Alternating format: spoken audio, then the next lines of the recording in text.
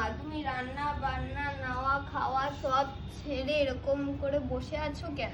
আরে বসে আছি কি আর সাথে রে, আজকের দিনে তোর পিসি ঠাকুমা মারা গেছিলেন। বাবা, জানতাম না তো যে তোমার ওনার পিসি ঠাকুমার প্রতি এত দরাও হতো।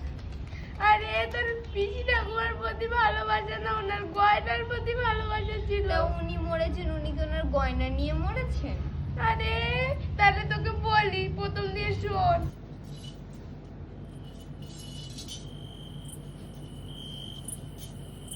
ও স্নেহ, দেখ তোর গোপাল নতুন বউ নিয়েছে। বউ না তো চাই আমার গয়নার বাগিদের এনেছে, এখন আমার এর একখান গয়না খুয়াইন যাব।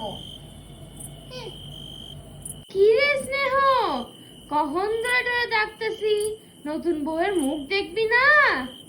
তা আসো, বসো, বসো। তা দেহি মুখখান, কিছুই তো রূপ নাই। গোপাল যে কি দেখা পছন্দ করছে। তা তোমার এখন গয়না দিওয়ান লাগবো তো।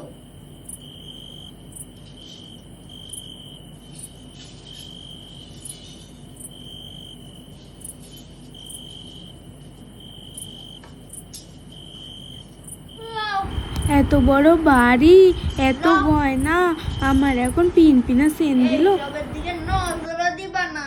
না এবার যাও যাও। আচ্ছা পিসিমা। সবই ঠিক ছিল, কিন্তু হঠাৎ একদিন রাতে বাড়িতে ডাকাত পড়লো। এই ডাকাত, ডাকাত পড়ছে, ডাকাত, ডাকাত, ডাকাত পড়ছে, পড়ছে, ডাকাত পড়ছে। কোথেকে আর গয়নাগুলি খুঁজতেই পাওয়া গেল না। আরে ডাকাত পড়েছিল, নিশ্চয়ই ডাকাতি নিয়ে গেছে। আরে ডাকাত তো ধরা পড়ছিল, ওই ডাকাতের কাছে কিচ্ছু পাওয়া যায়নি। পিসিমা মারা যাওয়ার পরে আমরা ওনার ঘর পুরো বাড়ি তন্ন তন্ন করে খুঁজছি, কিচ্ছু পাওয়া যায় নাই। বাহ, খুব ভালো কথা। 22টা বছর তো হয়ে গেল, আরো কয় বছর তোমরা শোক পালন করো, আমি আসি।